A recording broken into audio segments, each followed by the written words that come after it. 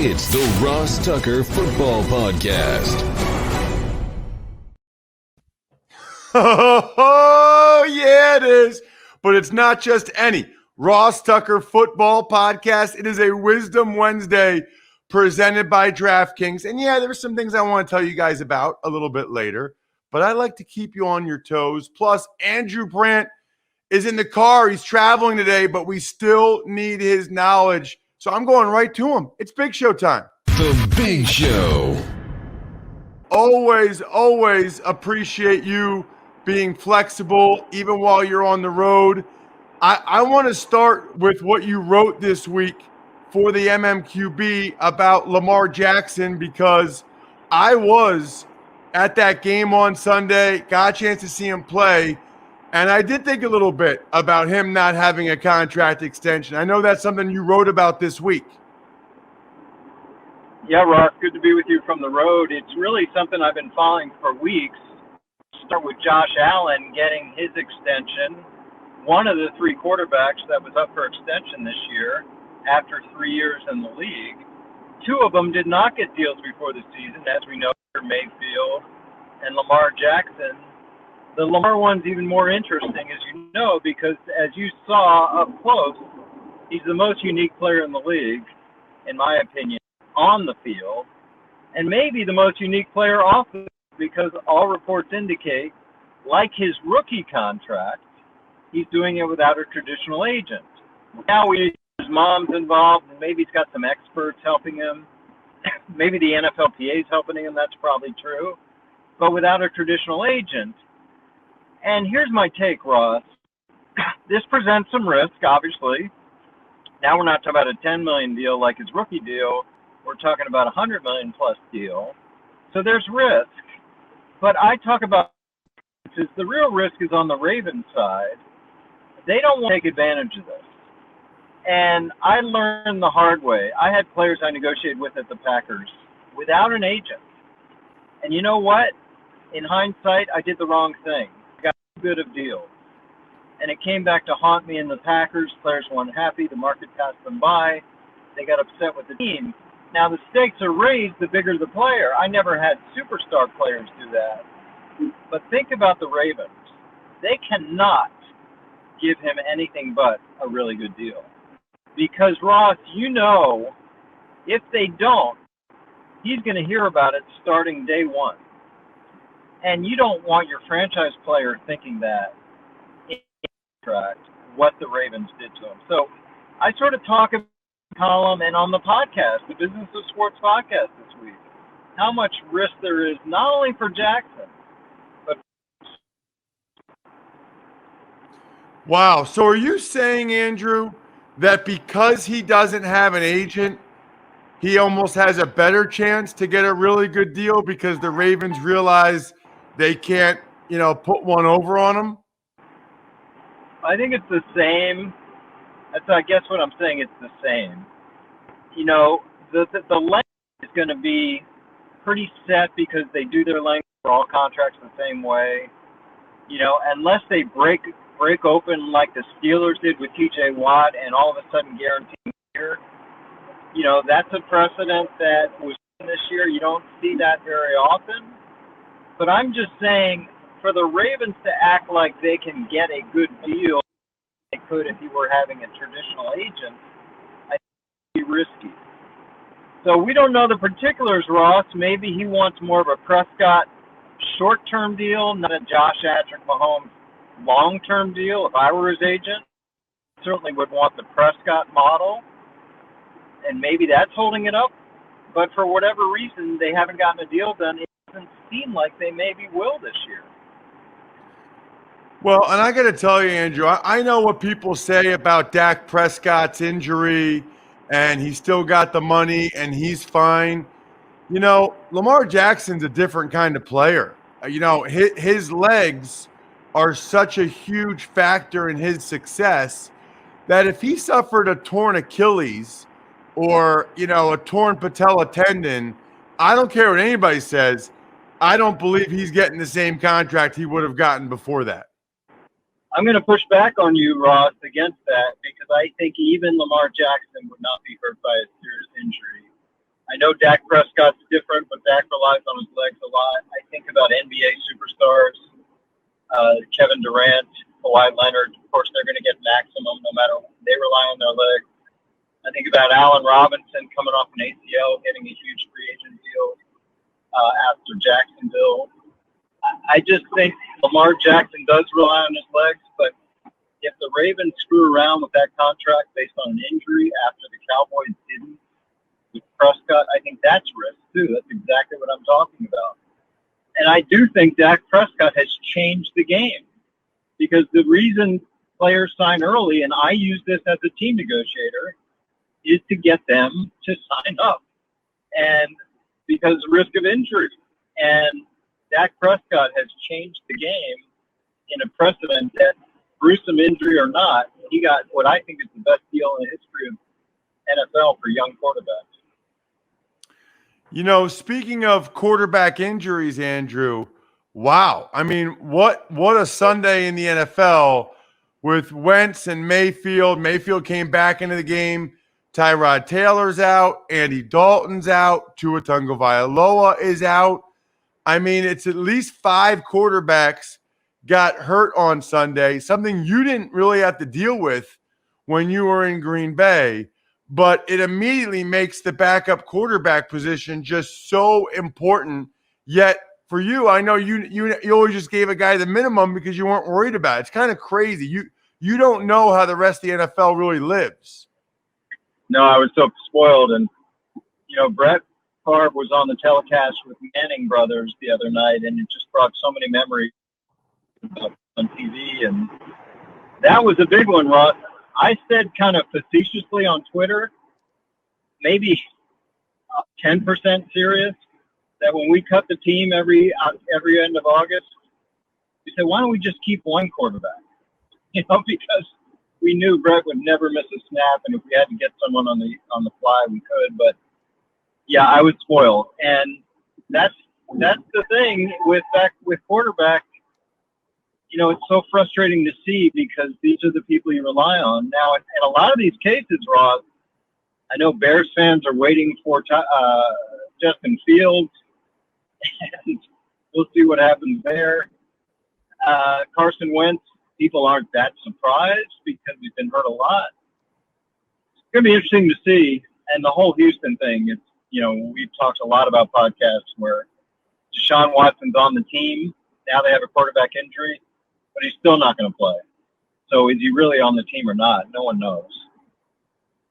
Well, and, the thing I would think is interesting, where it's like the Texans with Tyrod Taylor is out, so it looks like Davis Mills is going to start tomorrow night, the rookie from Stanford.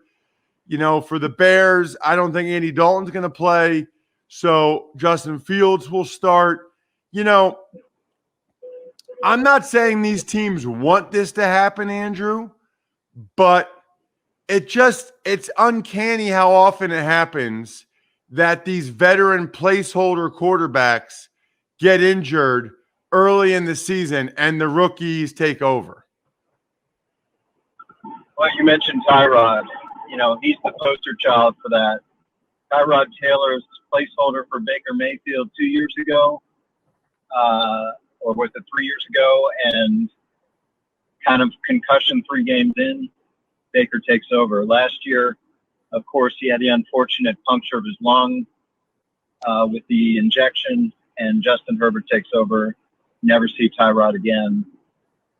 I don't know if Davis Mills is going to be that for Houston, but, there should be a whole 30 for 30 about Tyrod Taylor. He's the ultimate placeholder. He came in as a low-round pick, and now he's serving this role. He's a very interesting guy. Speaking of an interesting guy, I know you've had a lot to say on Twitter the last couple of days about your guy, Aaron Rodgers, after the Packers righted the ship Monday night. Yeah, I'm biased. I just don't get the drama. I don't get there was a lot of talk before the game, and maybe it even hasn't stopped after the game. He's caused so much issue with he doesn't look right on the sideline. Does he really care? I mean, what has Aaron Rodgers done to the Packers? he's voiced some concerns about not being consulted. I think most people, even the trollers, have said, yeah, maybe they should consult the best player on the team who's been there for 12 years. But I don't get it.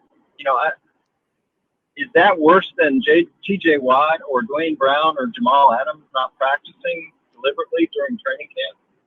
Aaron Rodgers was there the whole time practicing. He missed a 2-day minicamp. That's all he's really missed. So I don't get it with Rodgers. I think people just have a problem with him. And, I talked to you about this last week. The idea that his offseason would somehow affect a 3rd and 10 in September, it's just stupid. So I just don't get it sometimes. Last thing, Andrew, business of sports this week. What do you have for us? Well, going to those two topics, we just hit on one. Lamar Jackson, I really get deep.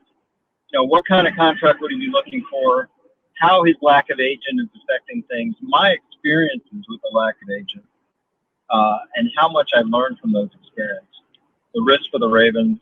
I talk some about Aaron, and then I really get into some NBA news because I think this Ben Simmons thing in Philadelphia is really going to play out interesting. You have a guy with 4 years left on his contract who says, I'm not showing up.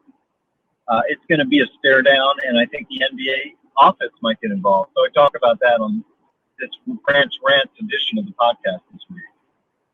Wow, that is interesting. Just out of curiosity, Andrew, would you ever recommend a guy not have an agent like Lamar Jackson? Like if he said to you, what do you think, Andrew? Would you say, yeah, you can do it by yourself or you can do it with your mom or whatever? Yes and no. I guess I would not recommend no professional help. I don't know if I said that right. I would recommend professional help. Does it have to be the traditional sports agent, do a contract, charge 3% or 2% or 1%? No. It could be Lamar negotiating the terms and a lawyer or an expert or a financial analyst with a CPA going over the terms. So again, I'm a former agent. I understand the value of agents as well as anyone, but I'm not 100% you need an agent like they've always been. I think sometimes professional help beyond just an agent can be good enough. Check him out on social media at Andrew Brandt. He is the man, the Business of Sports podcast, his column at MMQB. But yes, I know how many of you love listening to Andrew on the Ross Tucker Football Podcast.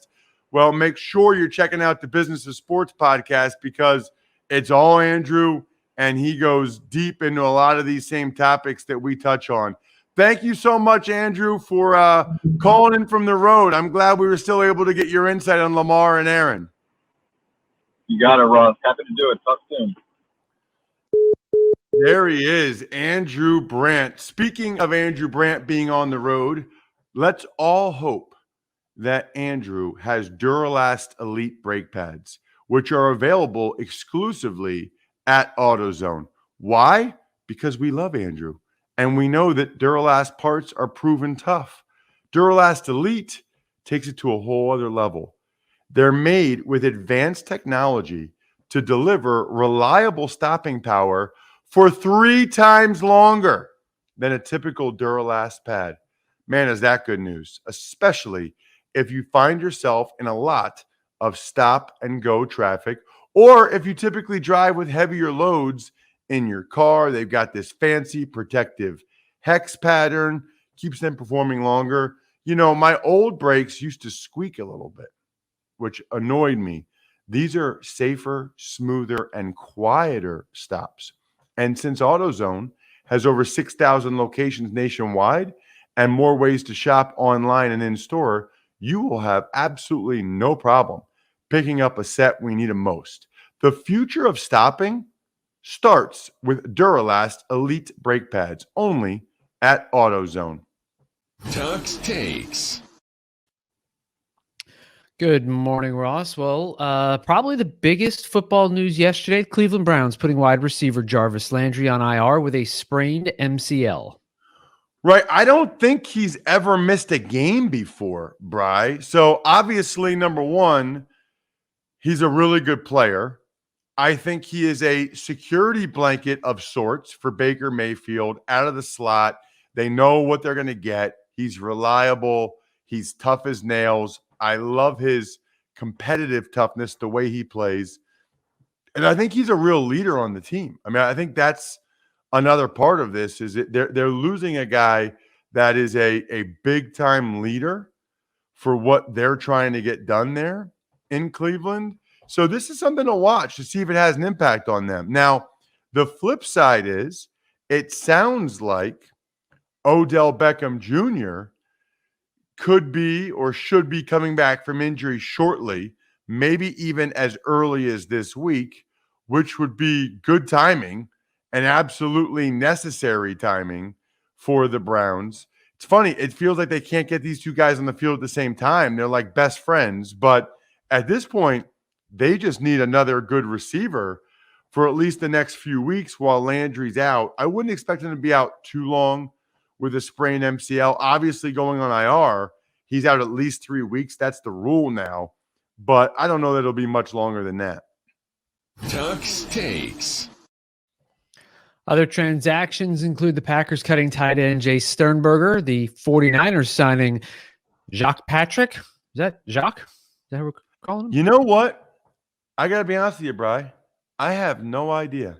It could be Jacques Patrick. It could be – sometimes guys are Jaquez, but he is Jacqueus. So I'm going to go Jacques. But a lot of those guys that with names spelled like that end up being Jaquez. So we will just, I think, Bri, this not to get on my soapbox here, but the smartest people I know and the people I respect the most in life freely admit what they don't know, freely admit things they don't know because they're not insecure. They're confident in who they are and what they are, that if they don't know something, they freely admit, I don't know. I don't know how to pronounce his name. Well, anyway, Mr. Patrick was signed by the 49ers off the Bengals practice squad. And one other note, the Steelers signed former first-round pick Taco Charlton to their practice squad. So I've got notes on all three of these. First of all, Jay Sternberger, I think, was like a third-round pick in 2019. And I remember Greg Cosell really liked him. It just hasn't ever clicked for him in Green Bay. I don't really know what happened there, but for whatever reason, it has not clicked for Jay Sternberger in Green Bay. It just hasn't. Now he's cut. And what's really bad about that, to take you guys a little inside baseball, why do they always say inside baseball when you say something like this? Like, why isn't it inside football or inside basketball? I'm so confident in what I don't know because I'm, as you were referring to one of the smartest people there, I'm just going to say I don't know. Okay, well, I feel your sarcasm, Bri, but I'm just happy that you're actually paying attention to the show, which is nice. So I don't even know what I was talking about. Oh, inside baseball. Paying attention now. Yeah, I know. Lost my train of thought. You need to be on a roster, an active roster for 3 games for it to count as a season for all of your benefits, right? So pension, 401k, annuity, severance, HRA, like there's a lot. It's one of the best parts about being an NFL player, it's the benefits. Jay Sternberger cut after 2 games. So he needs some team to sign him this year for 1 game so that it counts as a season for all of his benefits. Makes a big difference over the long haul. For Jacques Patrick, what an unbelievable opportunity. I mean, 1 second, you're just hanging out on the Bengals practice squad. The next second, you go to 49ers, like the best place to go as a running back in the NFL, and you're going to get that kind of an opportunity. I mean, I think he's going to get playing time. They have no other running backs. And to be in that running back system, he's 230 pounds. He runs downhill. I'm really excited for him. I mean, this might be a life-altering opportunity for him. The things I like about Taco Charlton, number one, I love the name. Number two, I love that the Steelers signed him literally on Taco Tuesday. And number three, if you remember, the Cowboys took him into the TJ Watt. I mean, you want to talk about making a difference. They could have had TJ Watt, who's a perennial defensive player of the year candidate. And instead, they're going to go ahead and take Taco Charlton, who's now being signed to the Steelers practice squad. Wow, dude. I mean, you want to talk about literally franchise-altering decisions. Tuck's Takes. Other random notes include the International Combine at Tottenham Hotspur Stadium in October and the now Caesars Superdome. The roof in New Orleans caught on fire yesterday. Are you a big taco guy, Bri? I like tacos. I wouldn't classify myself as a big taco guy. Hard shell or soft shell? Soft shell. So this is an interesting question. I don't know that I know anybody that likes hard shell anymore. You know, hard shell, it's like one crunch, like one bite, and it starts to break apart and it becomes like a greasy mess. Soft shell is just so much better. I mean, I would love to see the sales of soft shell to hard shell, and I would love to hear if there are people out there that still prefer hard shell, because I just don't get it. No, I'm with you on that. I'm a soft shell flour guy, not as opposed to corn. I like the flour tortillas. Yeah, so they have soft shell. They have soft shell corn too. That doesn't make that much of a difference to me. I think I'd prefer flour, but is soft shell corn healthier than soft shell flour? Probably, right? Coming from a vegetable rather than flour. Probably, yeah. But so at that point, then I would go soft shell corn because A, I'm crazy healthy, and B, you're getting the flavor from the meat and the cheese and the toppings and like the taco seasoning, whether or not it's a corn or flour soft shell really doesn't make that much of a difference. Do you think it does, Bri? I think that's to each his own, personal preference. No, wrong. There's right and wrong answers when it comes to food, and my answers are right. And I have the microphone, and I'm saying the truth. Anyway, go ahead. That's it. That's all I got. Did you say the international Oh yeah, you did already. Okay. I love that they're having an international combine. I think there's a lot more people playing American football in Europe, certainly Germany, certainly UK, than people realize. And let's be honest, okay? They're looking for physical phenoms. They're looking for guys like Jordan Mailata. And you go to the combine and you show that you might have unique physical traits that they're not going to get you in the NFL more than likely. They're going to get you maybe a chance to play in college over here in the States, and then you might be able to get in the NFL. But I love that. You know, I believe that American football is far superior to soccer. I've played both. I understand the passion for soccer. I enjoyed playing soccer. I think it is a beautiful game.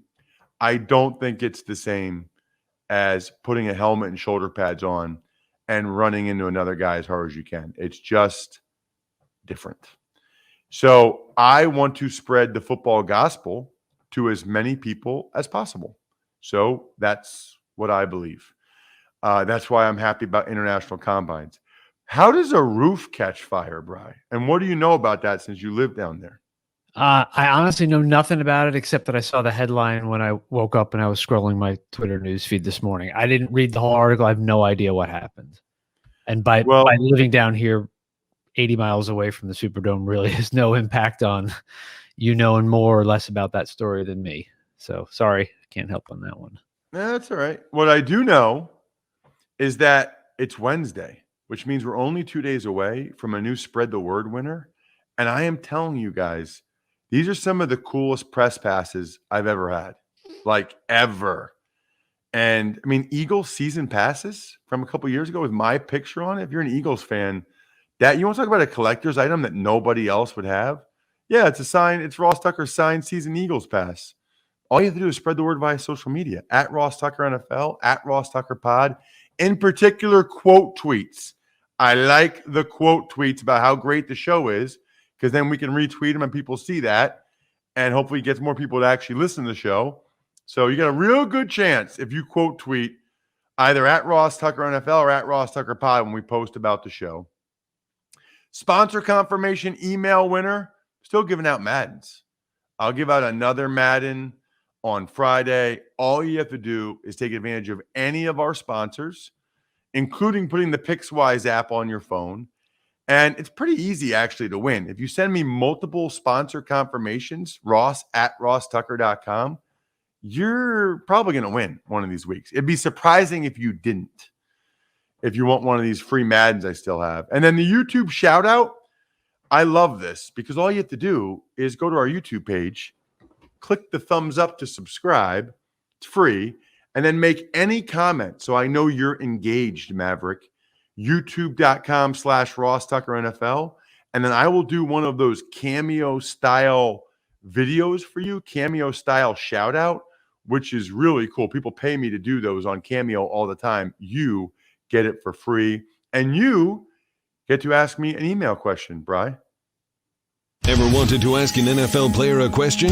Well, here's your chance. It's time to Ask Ross. So the email address is ross at rosstucker.com. Anybody that gets a sponsor confirmation email, even if you want the Madden, send me an email question because I'm really low on email questions. Like this might be my last one. So send them in. I love your email questions. Ross at rosstucker.com. Go ahead, Bri. Hey, Ross, this is Ed Lane, Ed with the fast lane. For months, I've been hearing about your Raycon wireless earbuds. Ironically, it's often while listening on substandard earphones on my morning runs. Well, those just went kaput, so I'm waiting for my Raycons to come in.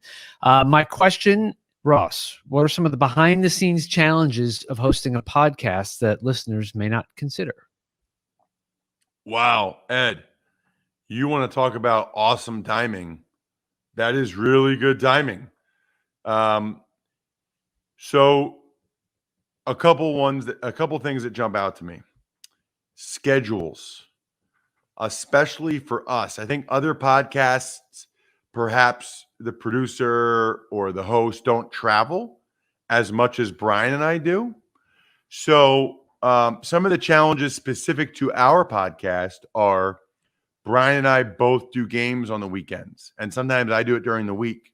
So our travel schedules and coordinating when to actually record the podcast is difficult because of our travel schedules. That's number one. Then you have to get the guest schedule involved too, like Andrew on the phone this morning, which was not ideal.